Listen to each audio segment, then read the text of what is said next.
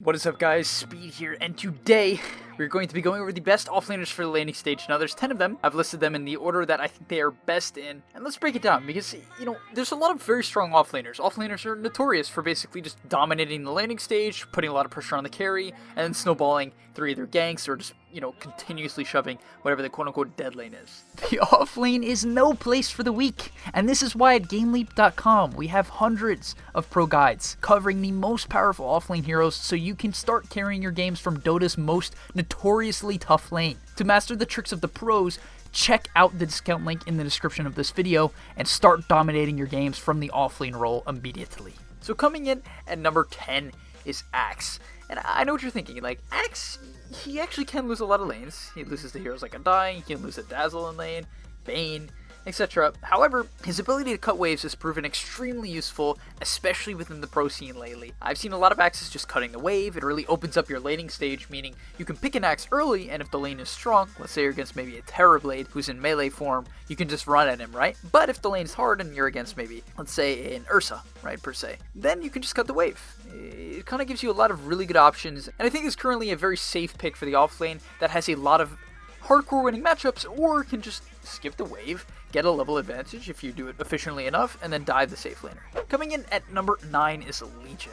Now, I put her a bit lower. I do think she can win actually a lot of matchups if played properly. In fact, if you max your W, the press the attack, and the moment of courage, you're one of the highest sustained heroes in the game, and it's almost impossible to trade right clicks with the Legion that actually goes that skill build, especially if you buy a stick, and you buy maybe a ring of protection, a chainmail. It gets just harder and harder over time for the enemy laners. More importantly, I do want to say that you do have to be careful of heroes such as Slark currently. He is very popular. Heroes like Troll can do actually very, very well against you. So there are certain matchups that you have to be careful about. However, a hero like PA or the Terrorblades or even someone like Sven actually can really get hurt a lot by Legion. Basically any of the laners that rely completely on right clicks to do damage. Coming in at number 8 is Brewmaster. Now, Brewmaster, I think, lanes very, very well with heroes like Lion, Shadow Shaman, basically anyone that can set up a Thunderclap for him. You dumpster a lot of heroes in lane, a hero like Drow, where basically you get on top of her and you just smack her down. Even a hero like Slark Brew can actually do decent against if paired with the right hero. I think a Lion, and I know I just said Lion plus Brew, but a Lion plus Brew lane can apply a lot of pressure. Thunderclap is very low mana, and basically you can spam that with your Drunken Brawler to completely harass out the enemy and apply a lot of pressure on one of the lowest cooldowns in the game. Not only that, it's very important to note that Brewmaster is probably the best or top 3 level 6 spikes in the game, right? When Brew hits level 6, he can solo kill almost any hero in the game, almost any, right? Including heroes that have Blink.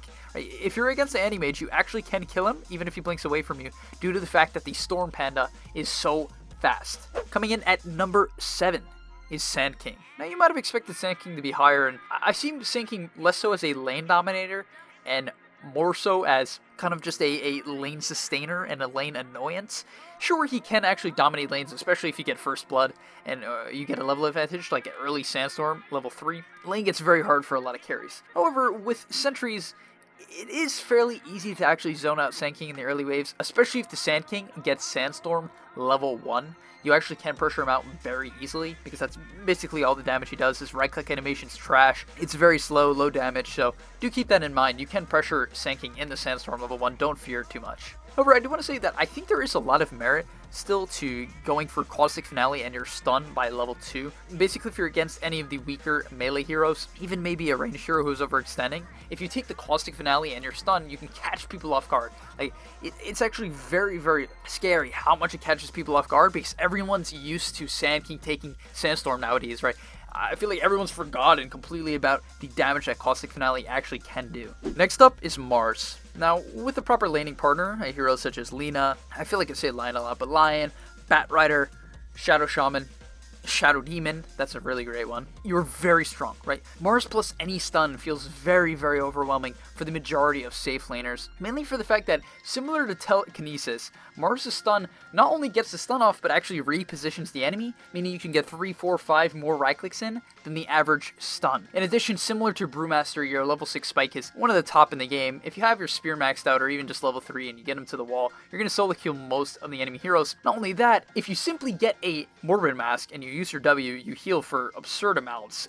I mean, it is insane. You have some of the best base stats in the game, one of the best animations, easy harass spells, right? Your stun's good for harassing, your rebuke is good for harassing, even your E is quote-unquote good for trading. So overall, this hero's spells are designed, it feels, for the laning stage in your stats. I mean, it really doesn't get much better than Mars. Next up on the list is Natures. Now, I really would have loved to put Natures much higher. Like, I mean this. I really do. I really wish I could put him much higher. In fact, I think he used to be much higher, but after all the treant nerfs, he can struggle in the early levels. Doesn't feel that strong. But what I will say is still, if you play him correctly, you are one of the best laners still. Period.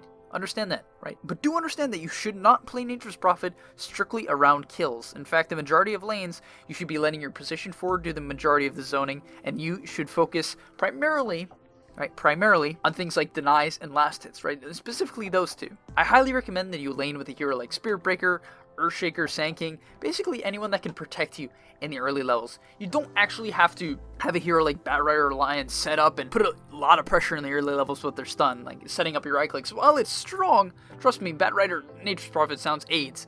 But do understand that like these heroes that can leave you alone and give you soul XP is fantastic, because the level 6 spike of Nature's Prophet is once again one of the best. And I feel like I'm saying that for a lot of the offlaners, but I think that is a common characteristic of offlaners. They have very hard level 6 spikes they want to get to ASAP, and the only protection Nature's Prophet needs is in the early levels so that he doesn't get run at, right? When he gets his phase boots, stick, even a bracer if needed, he can be left completely alone, jungle if needed, and I do think you should be maxing out trains to do that as a side note. And then you can dive, right? If you get a Ring of Bacillus, which I highly recommend as well, I think it's one of the most underrated items in Dota right now, you can get a Ring of Bacillus, dive the tower endlessly with these roaming heroes, and completely dominate your lane. Next up on the list is Bristleback. Now, I think Bristleback is one of the best heroes for gaining MMR in general, basically because he's very kill-oriented, and lower MMR games, or anything in my opinion below 5k, are very kill-oriented, and as a result, when you run out of Bristleback and it's low communication, and you don't have as much farm as you should, right, because people are strictly going for kills and not farm, they're going to kill themselves on Bristleback. That's something I want to say on the side, you know, I mean, that isn't exactly talking about Bristle's laning stage, but do understand that for Bristle's laning stage, I want to talk quickly about what I think you should do. Do not necessarily rely on spamming quills at level 1. You should have the mangoes, you know, in case you do, but Bristle becomes particularly strong at level 3. In fact, consider taking Goo at level 1 to actually harass your enemy. It drops armor by very significant amounts. You can get people to 0 with basically only 2 stacks. It costs 12 mana, and its base movement speed reduction is 20%. 20%. It makes it very hard for people to disengage. It makes your position fours, especially if they're ranged heroes, hit much harder. Basically, it's very underutilized. This Goo level 1, super good, considering I think you should primarily only be using quills to either secure CS when it's level 1, kill at the rune for first blood, you know, if people are really overcommitting, but usually you want to wait till level 3 to use them. Coming in at number 3 is Centaur War Runner. Yes, even after all the nerfs, even considering his stun is now a 23-second cooldown. It's pretty bad, relatively bad. He's still one of the best laners. Retaliate just can't be underestimated. Really, it just can't be. If you trade, every trade is effective. If they hit you, they lose HP. If you hit them, you have 200 plus damage if you have max stats. It's pretty insane. And don't forget, you can use Retaliate to get denies and last hits. You have to understand that. It's sad for me to watch Centaurs who only use it to deal damage. You'll see a lot of pros, they'll tank the tier 1 actually before the game even starts, and then they use early 3 or 4 or 5 Retaliate stacks to get the early wave denies. This gives them a level advantage at level 2 and allows them to prevent the enemy safe laner from even approaching the wave due to the fact that they maybe have an early level of double edge to zone or just a stun to threaten a kill if they're laning a hero like Rubik. In addition, similar to a hero like Nature's Prophet, you can take the tower very early, right? Due to the fact that Retaliate does do damage to towers, it gives you Retaliate stacks as well. You can get 13 stacks, deal damage to the tower with Retaliate, build a Vanguard, you take basically 0 damage, and just take the tier 1 tower for free. Number 2 on the list is Batrider. Yes, Batrider. Batrider. And this hero's gotten nerfed a ton. I feel like every single patch, I just read a Batrider nerf, I'm like, what is it going to take? What is it going to take? No, this hero's still pretty good. Your cast range on your Q might have gotten nerfed. Yes, it might have. It might have. However, some matchups are still unplayable. Terrorblade, unplayable. Lycan, basically unplayable. Sven, almost unplayable. PA, near unplayable. Monkey King, unplayable. Ursa, basically unplayable. Gyrocopter, unplayable. Anti-Mage, hard.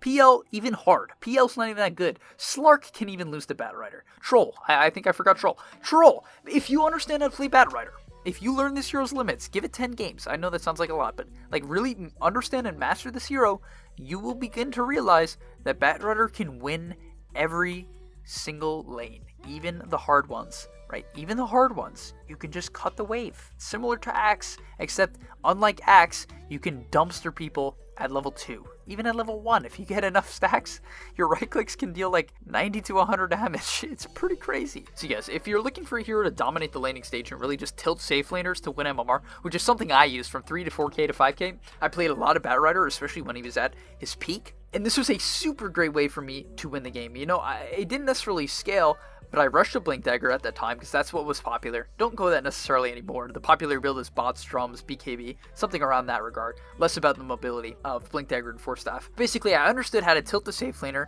I would kill Slarks. They would rage quit out even if they counterpicked me. Even Jugs wouldn't be able to beat me. And people would rage. They would rage. Simply because Batrider has some of the highest outplay potential in the game. So if you're looking for a hero that has one of the most satisfying laning stages in all of Dota and the ability to outplay almost any hero in Dota, you should play Batrider. A lot of my friends, high MMR friends, consider Batrider low skill, not because he's necessarily easy to play, but because once you get good at him, it feels very, very hard to beat him. So basically, for the other end, a master Batrider, they consider him like a low skill player because you win the majority of matchups. And finally, at number 1, yes, I know I've mentioned this hero after like a billion videos. Pretty sure my boys at Dota Alchemy made a video on this hero. It is very good. It feels very good. I expect to see it at TI. I'd be shocked if it isn't. It's been getting buffed ever since it fell out of meta since the last TI, and that's Enchantress. Yes, I'm not even going to say a lot about it.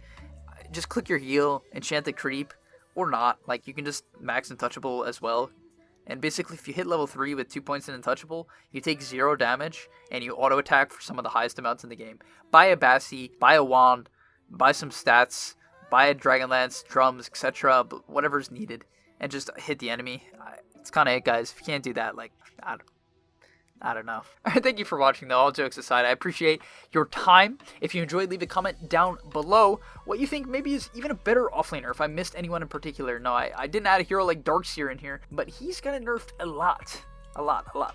But I might have missed some. So if you think I missed anyone in particular that has a very dominating offlane laning stage, let me know down in the comment section below. I'd be happy to see your comments and leave a reply. Also, please do like and subscribe our channel, as it helps us grow, and hopefully I'll see you in the next video. Click on this link right now to take advantage of our special offer for a 25% discount and unlock your unfair advantage.